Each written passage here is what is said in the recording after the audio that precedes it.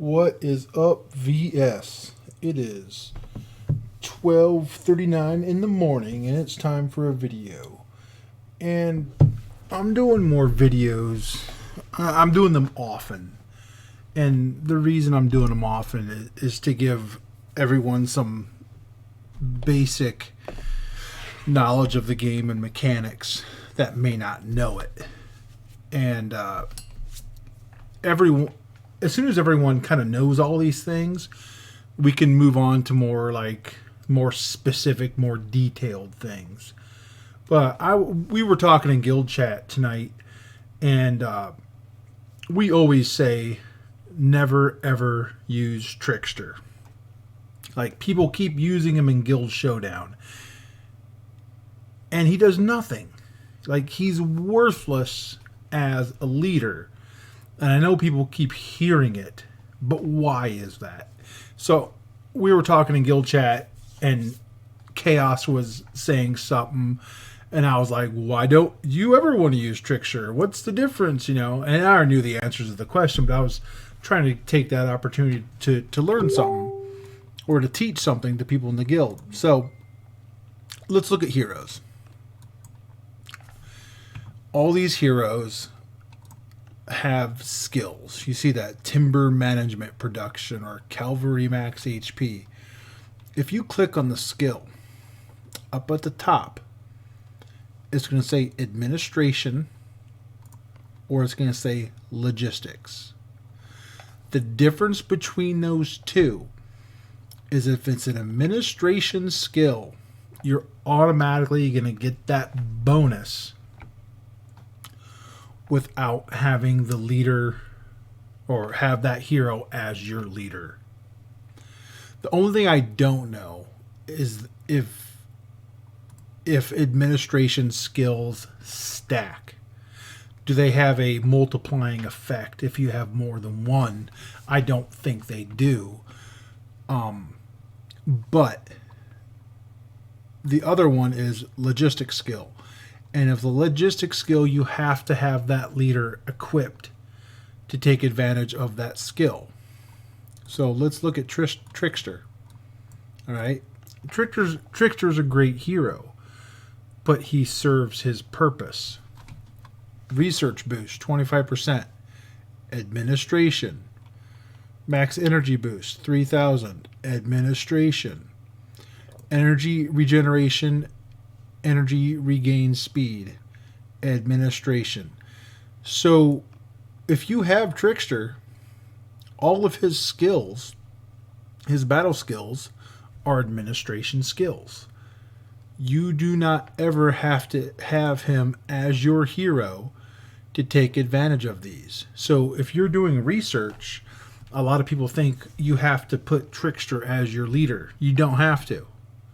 You can leave your battle hero as the hero and still get that research bonus. Let's look at Snail Princess. Familiar training, administration, range attack boost, logistic, Wonder Army coalition size, administration. So the only way you'd want to put her as your leader is if you wanted to take advantage of the ranged attack boost. These other two you're going to get automatically because they're administration skills. So hopefully that gives you kind of a better idea of who to have as your leader. The other thing I wanted to get into briefly is that a lot of people don't know how to attack. That's why I've been doing those burning with Wook videos. So besides knowing how to attack, we need to know how to defend and what to do if you're attacked or you're rallied. So I have way more troops than I can hide. But let's pretend that there's a rally on us right now. Someone started a 5-minute rally. None of your troops are hidden. What do?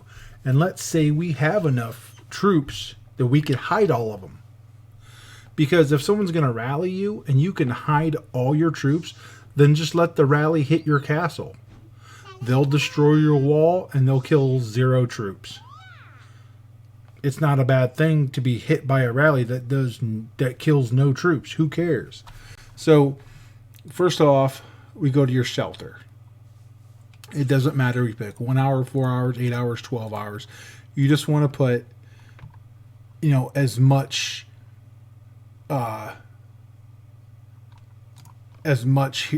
troops as you can in your shelter. That's one thing you can do. The next thing you can do is go find a dark nest. Here's a level 3 dark nest. Rally an 8-hour rally. Put troops and do an 8-hour rally on a dark nest. So, you have your shelter full. You have and when you do a rally on a dark nest, those troops just kind of like disappear for 8 hours. They're in the magical land of Lord's Mobile somewhere. And then after 8 hours, they will start marching towards that dark nest. But you can always cancel that rally, that 8-hour rally that you set, as soon as these people that are rallying you or attacking you go away. They're either going to cancel their rally or they're going to hit your empty castle. So, another thing you can do is that you can hide your troops in other people's castle. You can send a garrison or you can reinforce. And I'm going to talk about the difference between those two shortly. So you can do that. So however many armies that you can send out, send them out. Some people have 4, 5, 6, 7. I think the max you can have is 8 armies. And you can just, anybody who has a shield, just put your troops inside their castles. And after all your troops between your shelter, your fake rally, and reinforcing or garrisoning other castles, if you can hide all your troops that way, then do it. Another thing you can do is, I forget the max amount you can go, but if you pick somewhere like up here, that's 200 miles away. Let's go even further. Let's go to like 342 miles away. Gather that. So we're going on a gathering mission that's 342 miles away. It's going to take 32 minutes for them to march there, and then 32 minutes to march back. And it's easy. Just hit there, and if you got more armies, let's see how far we can go. Here's a level 1 resource. That's 400 miles away. Okay, 400 miles is too far. Let's find, can we go 400 miles? How about 392 miles? Yes. So that's going to take, again, 36 minutes for them to march. Now I'm going to recall those guys because I don't want them actually to go out there. So let's call that guy back, and let's call this guy back. So those things you can do if you're being rallied or if someone is attacking you. And that's that's why we're always about hive management. And filling the holes in our hive, because if you're out here or you're in the middle of the hive and there's a spot next to you, someone can port right next to your castle and then attack you, and you have little to no time to react. At least if you're in the middle of the hive and there's no holes in the hive anywhere, they can port outside of the hive, and you got the time from where they march to your location as in reaction time. And that gives you a little bit more time to react. And those same principles still apply. You hide stuff in your shelter, fake dark nest rally, and then start putting your troops in other people's castles, or sending your troops to gather 400 miles away. That's how you protect yourself if you're getting attacked or rallied, to make sure that they hit an empty castle. But if you have too many troops to hide, then there's other things you can do. One is you can just shield, because at that point, that's really your only option. But the hard part comes is if you are in Battle Fury, because you can't shield. And if you have too many troops to hide, you can either take the hit and hopefully win, or you can shelter. You can do the fake Dark Nest rally, hide your troops in other people's castles, and send them off on long gathering marches, and then at least if the enemy hits, it's a very minimal amount of troops that you're going to lose. And if you have, depending how many beds that you have in your infirmaries, that, let's say you can hide all of your troops except the 100,000, and you have like 200,000 beds, well, it sucks, but at least you won't lose any troops permanently. All the 100,000 troops will be injured. They'll go to your infirmary, and then you can heal them later. So let's talk about the difference between reinforcing and garrisoning. So let's click on Chaos, since we were talking about him early. We're going to reinforce him. Okay, we're going to reinforce him. 200,000 heroic fighters. All right. Now look, I'm reinforcing Chaos right now. They're marching to his castle. I'm in Battle Fury. So when you want to reinforce somebody, what you want to do is you want to have communication. So like if Chaos was getting rallied, I need to know what formation that he is in. Is he an infantry phalanx, range, cavalry? Because my troops are going to mix with his troops. And the object of reinforcing is that you want to strengthen whatever his front line is. So if his front line is infantry, he's an infantry phalanx, I want to send him infantry. And the same with range, same with cavalry. But we need to have that communication. Like you get online and Chaos will be like, hey, I'm being rallied, I need reinforcements. The first question I'm going to ask is, what reinforcements do you need? Because my troops are going to mix directly with his troops, and they are going to strengthen whatever his front line is that is going to take the brunt of the hit. When you garrison, so if I garrison him, I can send heroes, familiars, and fighters.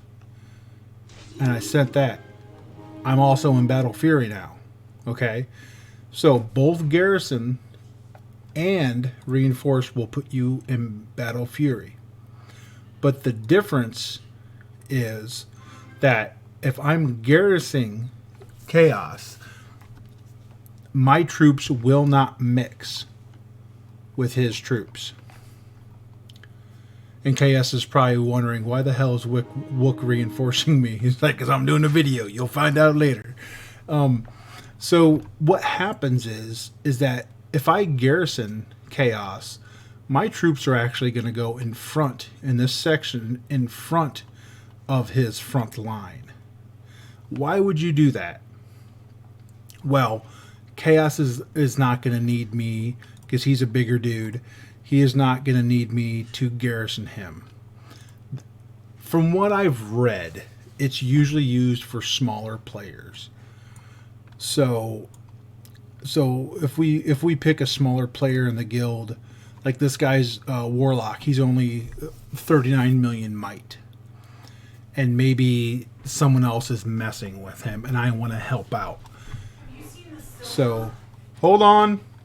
So I want to help out. So what I would do is I would garrison him, so that way I think that I can take who's ever marching towards him, and I could take the hit for him. So it's basically saying, in order to get to Warlock, you have to go through me first.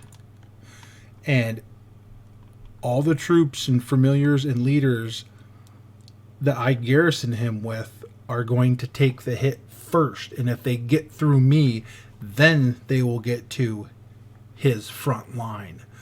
Now, be aware that if you send heroes in your garrison and whoever hits them takes out your entire garrison, they will cap your leader.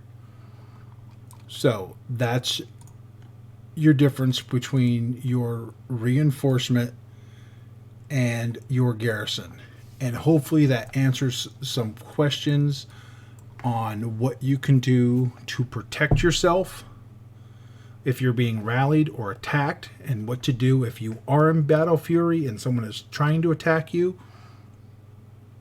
And a lot of times what people do too is that if someone's rallying you, they will port themselves to some way that's, so like if I'm being rallied right now, so what I would do is say, I'm here, what's the furthest point away from me? So maybe like down here, I would port somewhere down here, and then I would shelter. I would rally on a dark nest for 8 hours, and then I would find a place. If I'm right here, I would find a place like 400 miles away and start collecting.